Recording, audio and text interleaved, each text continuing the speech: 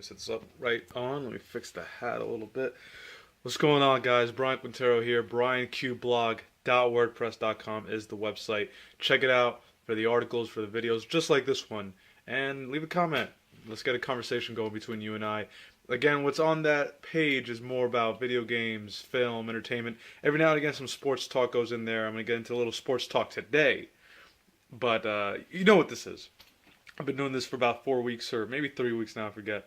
But it's a weekly rundown of the articles that I write, along with some newsworthy things that I haven't written about, but I have an opinion on, pretty much. So, without further ado, no soundboard this week. I'm kind of moving around right now. Got a little stuff, got a little hectic, a little mess here. But, regardless, it's a little late, but I'm coming to you guys. Here we go. Number one topic is Netflix is raising their price.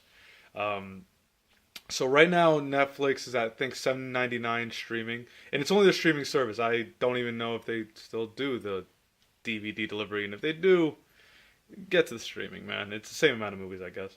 But for new members, beginning this quarter, which is like from now till pretty much June, they will be increasing the price of new users for $1 to $2 depending on the state, depending on the country. So Ireland right now has got it up to $2 and they think it's fine. And here they haven't done the increase yet, I don't think so, but it's bound to happen. So if you're going into Netflix, you can probably still do it right now and be alright with it. But existing members will be getting an increase in the later future. I think towards the end of July or maybe mid-July. There will be an increase for streaming services of $1 to $2, making it about $9 for those. Let me get right. I'm sorry I don't have like a tripod or anything to keep this thing mounted, and I know my face isn't too pretty to have this light coming in, so we'll make this video short and sweet. The second article, well, I mean, to go back on the Netflix thing, for streaming purposes, it's fine, right? I mean, you now see a lot more, well, not a lot more, but other companies are starting to get into the streaming thing. Like WWE just released their whole WWE network, and you got to imagine that along the way, more companies are going to be going along that line. So Netflix has to, sort of bump themselves up and keep themselves in the market, keep themselves competitively priced, which $7.99 was doing good, but apparently if other movie sites are going to be doing this, $9.99 seems to be the average. Oh, sorry. So yeah, $9.99, $10. That seems to be the average price for a membership of what these networks are going to be asking for. So WWE Network $9.99, Netflix streaming pretty much $9.99. So these new companies doing the stuff, $9.99 seems to be the average. Seems to be the golden price to make a profit on. So hey, big ups to Netflix. Makes a lot more sense than that last deal they made where they try to make streaming and disc service only two different companies. And it was really, really shady. Nobody dug it. That's why they didn't do it. This time around, it seems alright. So my advice, go ahead, get Netflix now before they do the new membership policy. Get it now, $7.99. Stick with it for a couple months, and then you'll get the pump up. By the way, Don John, the Joseph Gordon-Levitt movie with Scarlett Johansson, just came on Netflix, I think, yesterday, actually, or maybe even 2 days ago. Check it out, man. It's really good. Next article, number 2, is the ET cartridges found in New Mexico. Microsoft is doing a documentary called Atari Game Over, pretty much about the demise and the fall of Atari, the system and the company. And I guess they're capping it off, or in the documentary they'll cap it off with the findings of all these ET game cartridges for the Atari that were buried out in the desert in a backpack. And that was a rumor a while back. I think in '86 they started spreading that rumor that Atari was so ambitious with their ET game that they thought, oh man, people are going to buy this thing like crazy. Turns out the game sucked and no one bought it. And so they had all these excess copies, and they just literally buried them in the desert as Atari went down. You can't really say much about it now because obviously Atari is no longer around, and it's no longer a really good business model. So you can see why they went under. And yeah, pretty much there's not much going on about it. The documentary, I don't know when it will be coming out. They just released the title. And yeah, Microsoft, I've actually had some sort of investment into that.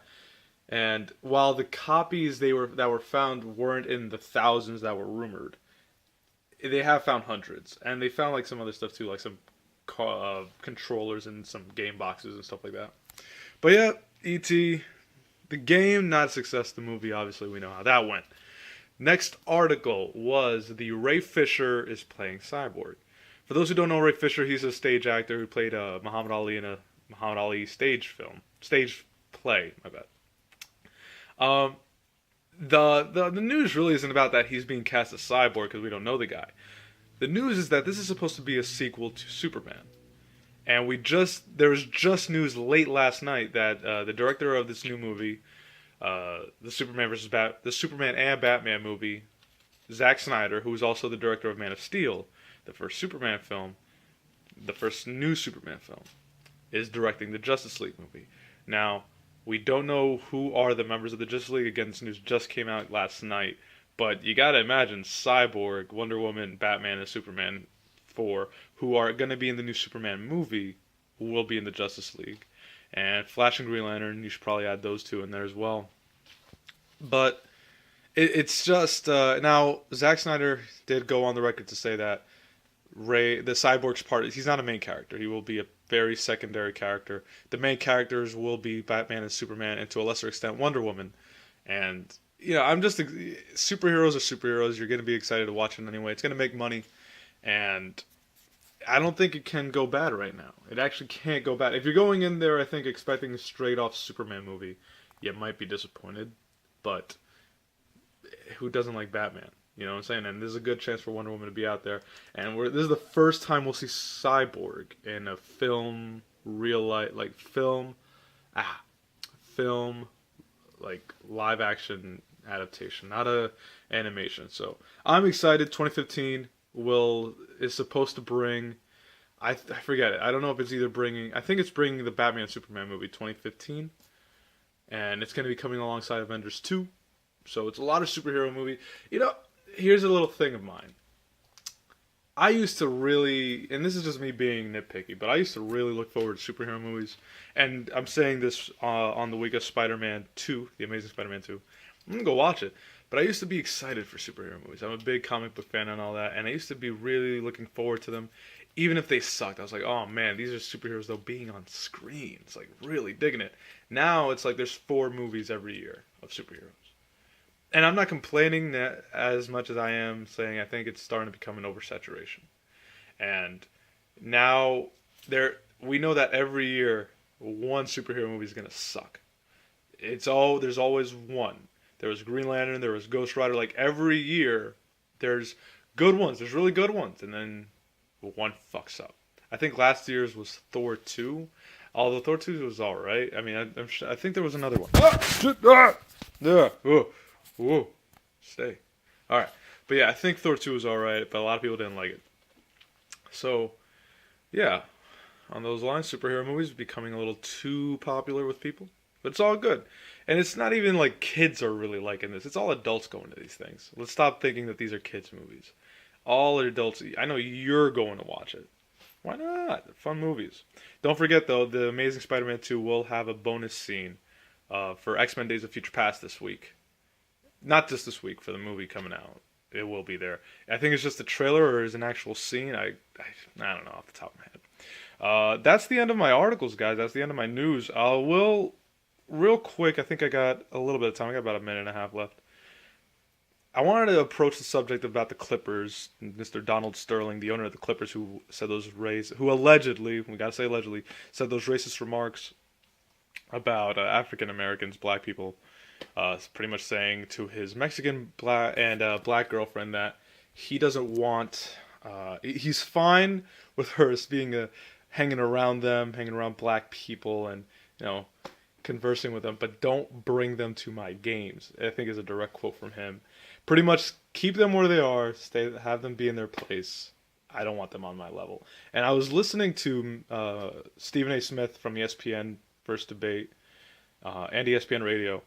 And he made a good point saying that this guy, he wasn't really surprised when he heard these comments because apparently this guy has become, infamous for these statements. And I think this is this new batch of statements that he made is going to be the added little drop of water that overflows the cup, the straw that breaks the camel's back, whatever you want to say. And a lot of people are calling for his head, saying, fire the guy, do this, do that. I agree with the suspension. They cannot fire him. He did not break the law. He did not break any laws. And I also don't feel like the commissioner of the NBA, Silver, I believe his name is, something like that. Adam Silver. He's in a very hard situation right now. But and again, I'm no NBA expert. I'm just a fan, and I'm a brown man, so I got to take offense to something. But when you make a situation like this, when there's a situation like this, you want to be the bigger man, and you want to make sure you handle it with care. So I think the commissioner should, first off, 100% make sure that's his voice in the tape. And everyone says it is. So if it is, you come out, you issue a statement, you fine him the $1 million, which for him is nothing. And you come out, and Stephen A. Smith made this point, and I do agree with it. You come out with the players, with the owners, with the rest of the owners, and say, listen, this guy, we don't want him. We don't have the means to fire him because he didn't break any law. But we are trying to separate ourselves from this man as far as possible. And the city of LA needs to push this man out. And by not attending games, by not buying Clippers merchandise, start alienating them. Because what happens is, if this guy stays on, who's re-signing with this team? No one's re-signing with this team. Even the bench players know they won't re-sign with this team. Why would Chris Paul, this great point guard, re-sign with the man? He's the head of the players. He's the president of the Players Association. Another hard thing to deal with because he's got to lead by example now. And they did a really great move yesterday before they played the Warriors, where they took off their jackets. They took off the Clippers jackets, laid them out in the middle of in the court, face down. They didn't wear anything that said Clippers on them. It just said Los Angeles, and they wore black armbands and black socks and all that. Good stuff, good showing. Donald Sterling is out. You know what I'm saying? If he is smart, and there's no doubting the man is intelligent. The man's a billionaire. He might be racist. He might be a bigot. The man is smart.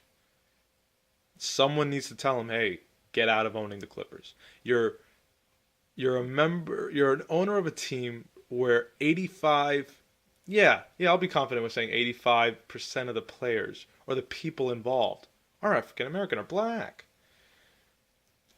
So you need to move around. There's no trying to say there's no trying to teach the man new things. You know what I'm saying? He's racist, let the man be. Hey, that's the way he thinks.